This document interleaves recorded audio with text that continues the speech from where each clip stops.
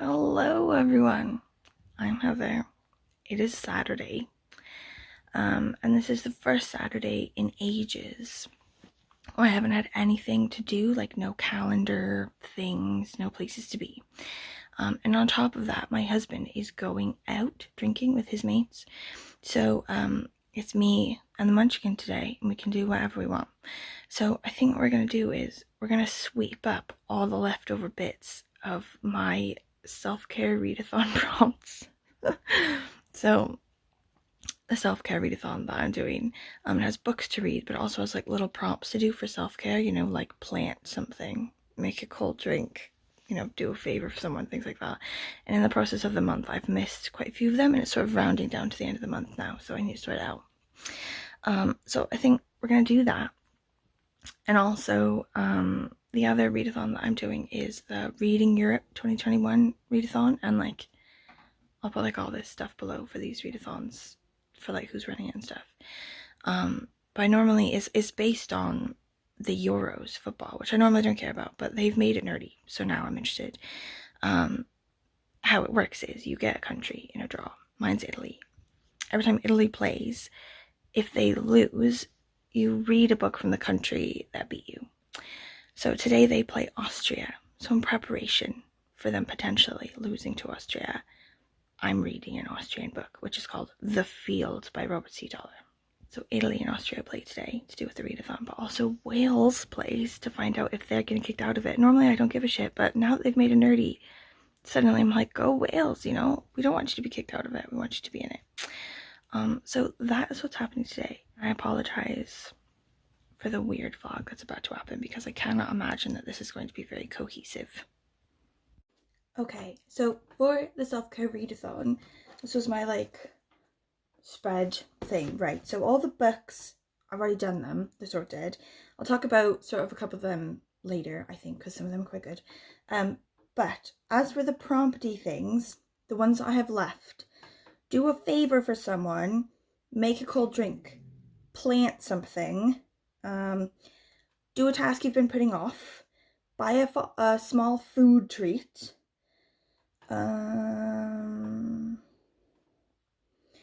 compliment someone, and buy a new pair of socks. So that's what we're doing today, as well as for the Euro 2020 readathon. Here's my little spread dude for that, right? These are my suggestion books for if my country gets beat by them. That's the book I can read, and some of them look quite good, so I might sort of read them anyway, which is what I'm doing with the Austria book, to be honest. I feel like Italy's been on a roll, and Italy may actually win against Austria, but I really, really want to read this Austria book, so I'm just doing that anyway. Whatever. There's no rules, only fun. So, Wales play Denmark today, so we'll see if Wales goes through for that. Also, Italy plays Austria, and we'll see what happens with that, because if Austria does win, I then have to follow them.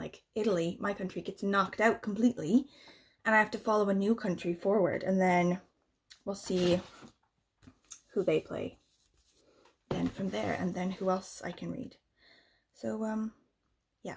Okay, so one of the things that I've been putting off doing is getting more liquid soap from my soap dispenser things in my house. So I get liquid soap from a place called Ripple, which is no plastic, low waste, blah blah blah. You bring your own containers when you go and get rice and stuff like that. So I have a lot of dry containers, like Tupperware and stuff like that, that I use to do that, but I don't really have any liquidy type containers where it will definitely hold liquid and then pour it out easily. So I've been trying to get them together, but every time I try to keep a milk container, my husband throws it away or blah blah blah. So now it's down to the wire. I've got to do it. We're out of soap. But all I could scrub together was alcohol bottles. So we have 2 wine bottles this size, or more embarrassingly, but definitely not too small, this massive empty vodka bottle. Please don't judge me. So while these are embarrassing, I feel like they may also be too small, because these are sort of bottles, they're a bit bigger than that, and we might not be able to get enough. But the most embarrassing option definitely is this one, and I'm not sure that I'm brave enough actually to bring this massive fuck off bottle of vodka to get soap. Also, my husband was like, will it even fit under the nozzle to get the soap? And I feel like that is a legitimate point. So this is why I've been putting it off.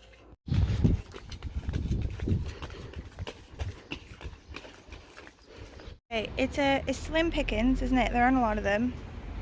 And also, our planting skill isn't very good. But we like this one, do we? This one? I have no idea what kind of plant this is. Or if we can keep it alive. What do you reckon? Is it spiky? No. I can pet it. But on the side. I think its name should be Frank. That's your name? Well, no, it's a boy's name.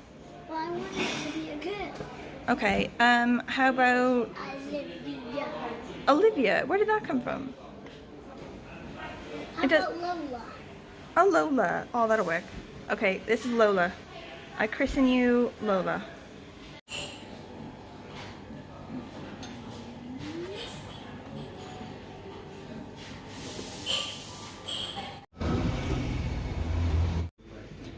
Should we get gummies again, or should we get like chocolate buttons? Huh? Should we get gummies again, or should we get chocolate buttons? Chocolate buttons. How on earth will I get that lid on and have some soap? It is. Wait, the lesson's still going? Yeah. I think it's like several days. Okay, so this book that I'm listening to, the Robert C. Dollar one, The Field, is pretty good. Like, I'm a bit of the way into it so far. And it's my Austria book for the Reading Europe, like readathon. So it's about this guy. He really loves his local cemetery, and he goes there all the time. And he like reckons he can hear the stories of the dead or whatever. Like, I don't know if he actually hears them or if he like, you know, like reads their gravestones and like feels like it really connected to their stories or something like that. But now we're like hearing their stories, and it's like just sort of like little snippets of people's lives, like the things that they want to tell most of all, you know, like or their favorite moment in life, or like, you know, a summary of their lives, or like their very last moment on earth, or so things like that. And I'm really feeling it. Like, some of the stories are like a bit boring, but the writing's quite good, or I guess the translation is quite good, because it is translated from German. But I feel like it's like speaking to me on several levels, because I love going to my local cemetery. It's one of the biggest sort of Victorian cemeteries in the whole of the UK. And like there's just loads of super interesting like gravestones there all the time. You can sort of read them and just think like, I don't know, it's like little mini snippets of a story, you know, like where they were born, when they died, and sometimes it's like died in the so-and-so explosion in like Nova Scotia or whatever, or like died in so-and-so war in Greece and like reburied or whatever in their hometown in Cardiff or whatever. But anyway, I'm really getting into it. I hope that it's not just like a million stories throughout the whole book, because we've already had quite a few stories, and like while they're good and like interesting and everything, I wouldn't want the whole book to be like that. I'm hoping we hear more about the guy who hears these stories, but we'll see how it goes. So here, we'll just stick in here, yeah? Sort of like move it.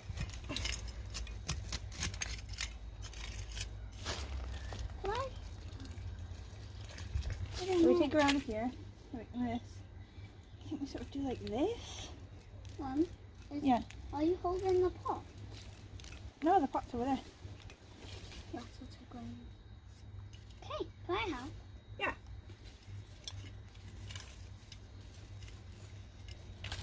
Wait. Mom, wait.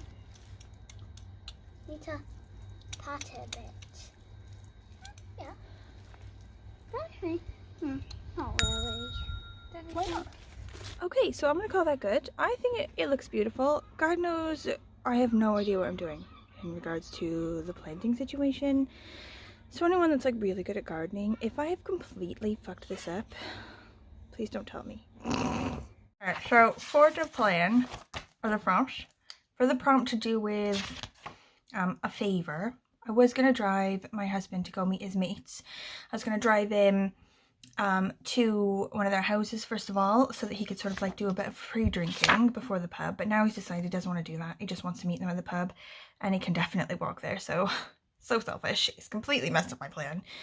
So now I have to find something else to do with the favor prompt.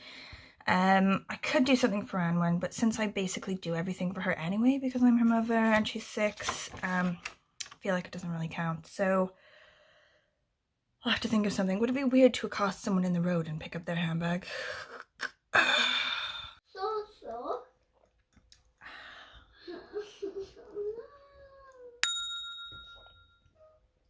Delightful. A bit strong. But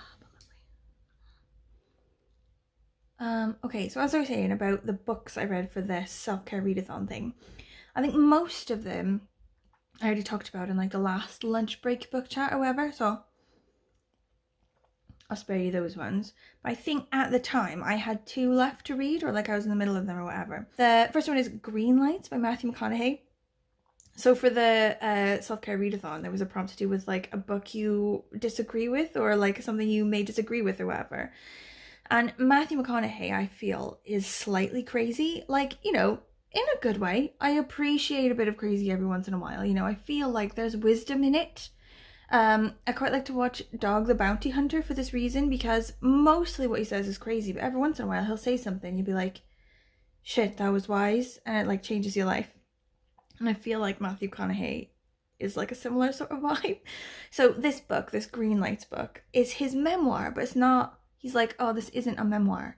It's an approach book. So it's like about how to live your life. It's like a self-help guide to life, and you know, I appreciated it. Loads of what he's saying, like you get sucked into his world, don't you, like as you're in it, and you're like, he's like saying things and they make sense because you're in his world.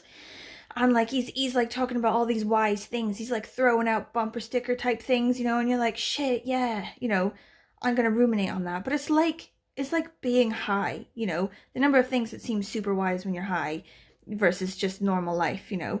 It's like that reading this book. Like you get into his world and everything he says sounds really wise, but then sort of like you put the book down, you go make yourself a sandwich, you shake yourself off, and you're like, what? No, he's just crazy. He's so crazy. And like there's all this talk now about like he started his YouTube channel because he wants to run for governor of Texas or something, and people legitimately cannot tell if he will run as a Democrat or Republican. And I think it's because he's so like uniquely in his own zone. So like if you go back and look at like things that he said over time, like I think probably he is a Democrat and he would run as a Democrat, but he's from Texas, you know, and he loves Texas. He doesn't hate Texas. And he wants to be the governor of Texas. So I think in order to be a successful Democrat in Texas, like he's gonna have to make that really like mild, like really sort of middle of the road type of stream politically. He's gonna have to like, you know, tone down the Democratness and sort of run as like a very like centrist sort of Democrat, you know.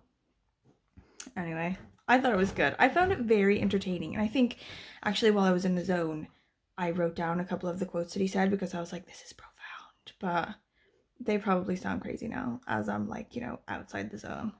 So the second one was, I think, to do with the prompt for a book that was free or that you didn't spend any money on. You weren't allowed to steal it. So I ended up using one that I got from the library, which was called Paradise Block by Alice Ash. And I sort of thought this one was going to be really good. Like I had really high hopes for it. And maybe that's the problem. Every time I get really excited about a book, like it never sort of meets my expectations. But I follow Alice Ash on Insta and everything, and she's like dead cool, so I thought it'd be good. The idea is that it's a bunch of sort of interwoven stories, so each story is separate, each short story, but it's all based on everyone who's the narrator of these. They live in this apartment block, like a dilapidated sort of falling down apartment block called Paradise Block. And all of the narrators pretty much were unreliable narrators, you know, so they're either children or they're like deaf or blind or something, they're not getting all the information, or some sort of like mental illness or something keeping them from having like you know, the full scope of things. So you're hearing everything through them, and you're sort of put in a position where you have to sort of fill in the details yourself and try to figure out what it is that they're saying that they've misunderstood, you know, based on different things coming in. And for the first 2 or so stories, I was really into it. I was like, oh yeah, this is like really interesting and like fun, and it's like interesting to try to like pull everything together and to see things from a different point of view. But after a while, like, it was just too many stories of too many, like, too unreliable narrators, you know, like, I want some sort of degree of like stability in my mind of what's going on, you know, like I want like some sort of like setup that's hard fact that I can sort of base everything else off of. And if literally all of the information I've gotten through the entire book is through people who don't really understand what's going on fully, it was too much. And a lot, like pretty much every story as well, involved that narrator being like abused in some way or like taken advantage of or whatever, and it just made me sort of like hateful toward everything. Anyway, I think it was just like a bit too much. Like if it was intermixed with stories where people were giving you solid, you know, information, maybe it would have been better. I don't know. I gave it 3 stars. Okay, but now that I've finished all of my reading for that readathon, and I won't know what books I'm reading for the Euro one until there are a couple more matches down the line.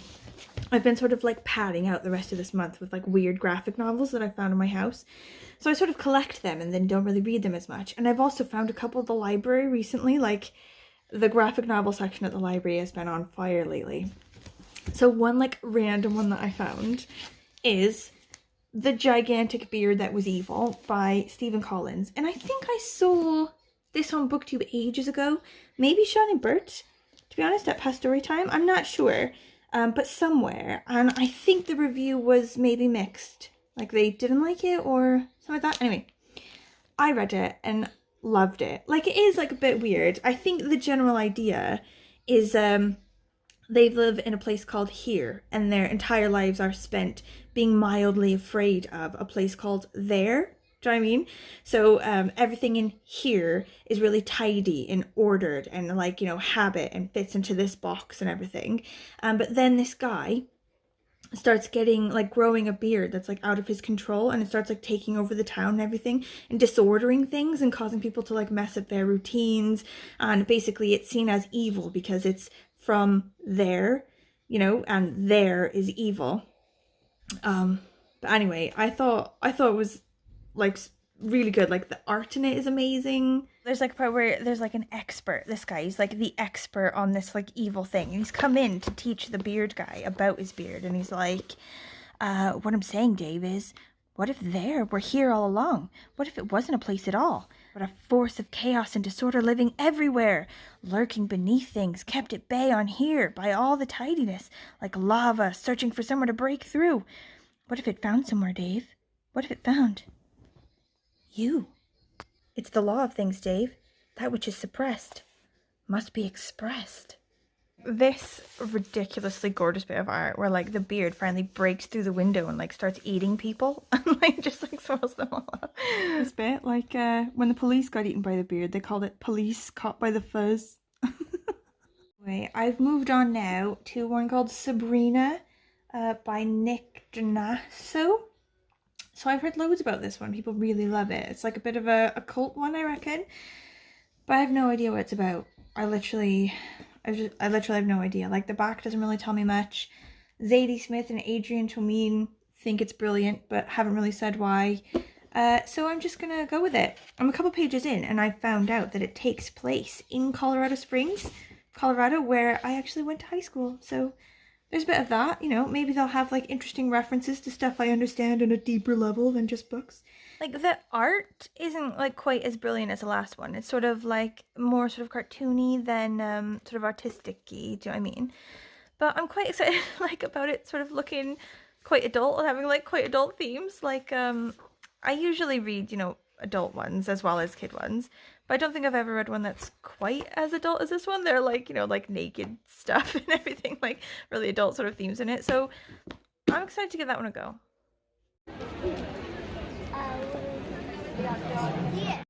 Well, these are cute, babes. They're funky.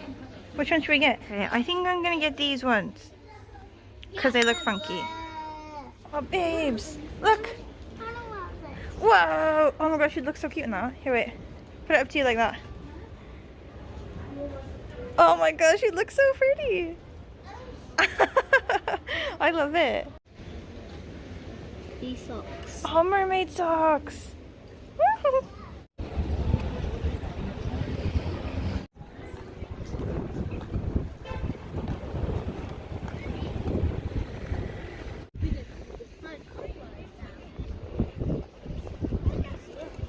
Your outfit's cute today, hon.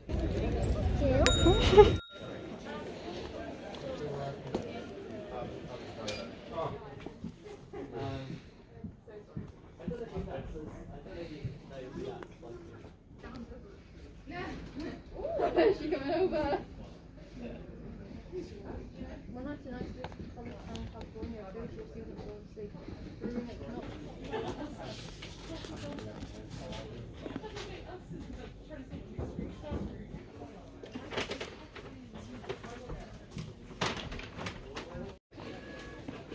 Mummy,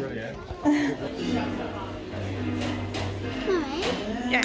whoever finished in time wins.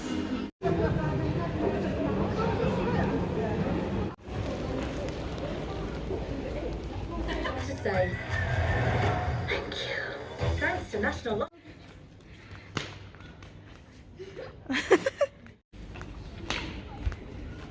Okay, so while we were in the movie, Wales lost and was kicked out of the Euros, which I'm sad about, but whatever. The real one that matters for the readathon is the one that's happening right now, Italy and Austria, and I think I might turn it on now that we're home, and it's still going on, and it's still 0-0.